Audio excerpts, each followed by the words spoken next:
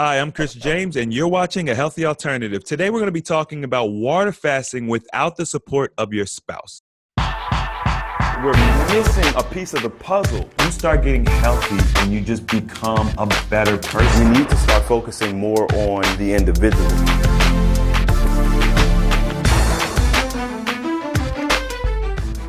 Okay, so this is one of the topics that comes up from time to time in the group, and I just recently saw someone post about how, they think that those in the group are lucky who have a supportive family because they don't. Their spouse actually seems to go out of their way to eat in front of them when they're on their fast. And I thought it would be a good topic to talk about exclusively on a video, so we're going to get into it today. Now, I've spoken about different ways to avoid social aspects of our lives where, we're fasting, we're being invited to events, or, we got to go to dinners for work or, whatever. But at home, we expect that to be our safe haven. We definitely expect to get support at home, especially when we're doing something that we know is going to be beneficial for us. And so it's a strange circumstance when you have a spouse. I mean, this is someone who, has committed their life to enriching you as an individual, and you reciprocate that. And so you expect this person to be your partner. And obviously, in a perfect world, it'd be great if they were on this journey with you. But we do understand that, people are at different places in their health journey at different times. Just because we're, partners or whatever doesn't mean that we're going to be at the same place at the same time. But with that being said, it is amazing when our partner supports us, and when they don't, it's really, really challenging. So how do you deal with that? Well, first of all, I would go as far as to say that if you have a spouse that is definitely like either against you fasting or goes out of their way to make it more difficult for you, you really want to get to the core problem that you're having in that either in the relationship or with them. Some people might have a problem with you fasting. If you haven't sat down and had that talk with your spouse about why you're actually fasting, if you haven't given them a chance to see the evidence for, the improvements people have seen in their lives from fasting, there's hard science for fasting. It's hard to come by sometimes because the ethical reasons and things like that. But there's definitely plenty of animal trials. I mean, that's pretty easy to come by, where people have, looked at the caloric intake of worms and mice and things like that. But also there's a lot of empirical evidence on YouTube, different fasting groups, as well as obviously A Healthy Alternative being one of the fastest growing and, in my opinion, my humble opinion at best. But obviously there's a lot of information out there that you can kind of direct your spouse to so they have a better understanding scientifically of what you're doing and why. Now, with that being said, there may be some underlying reasons why your spouse doesn't want you to fast. Sometimes there's jealousy. I mean, sometimes people, and it doesn't matter if it's your spouse or not, they see you doing well or they see you wanting to improve and they're not there yet, and they're kind of jealous of that. Sometimes they feel like things are going to change if you start feeling better about yourself. A lot of us have self-esteem issues, and when we start getting healthier and things of that nature, those self-esteem issues start going away.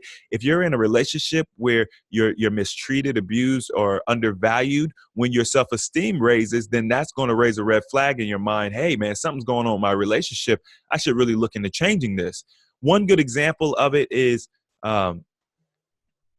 my brother John, and we spoke about this before in a previous video, but my brother John, when he very first started fasting, was in a relationship where I believe his partner, I think she had some self-esteem issues going on.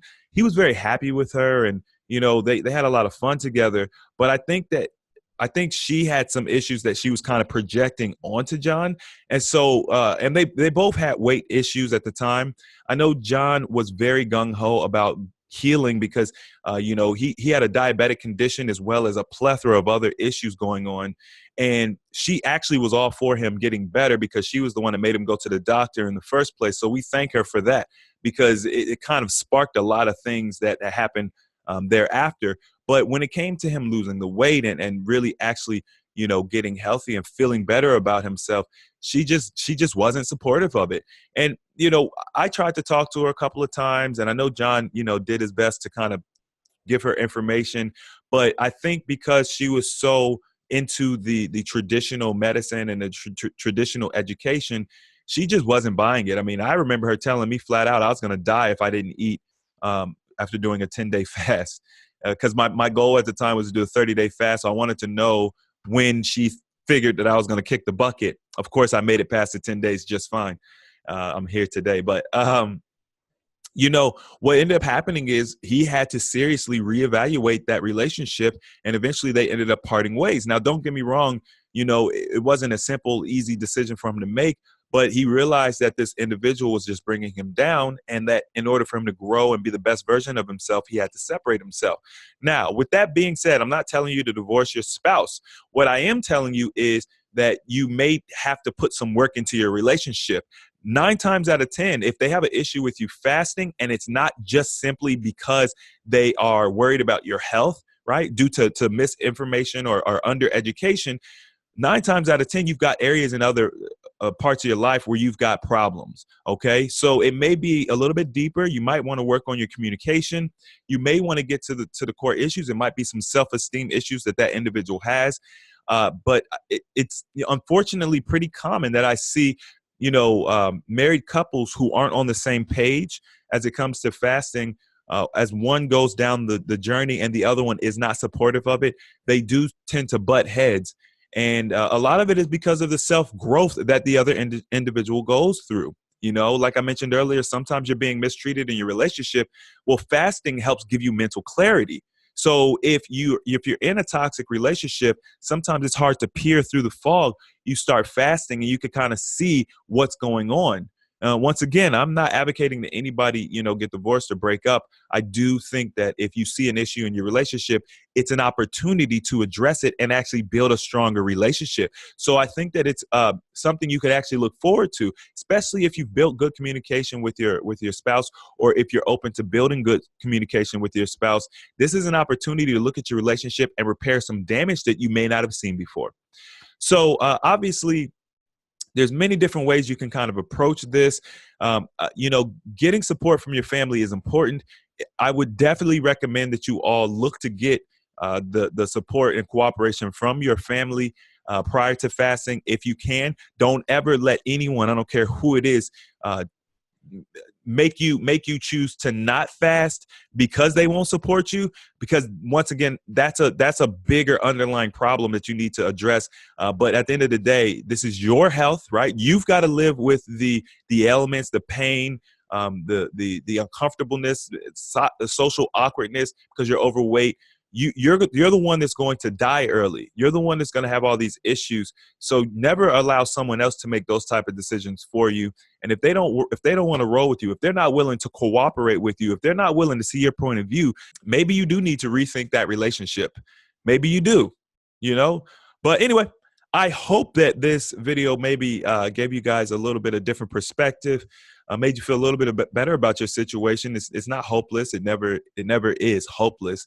I've seen a lot of these relationships thrive after going through this type of conflict because they had the proper perspective on it and they were able to, flush out some deeper issues they had going on.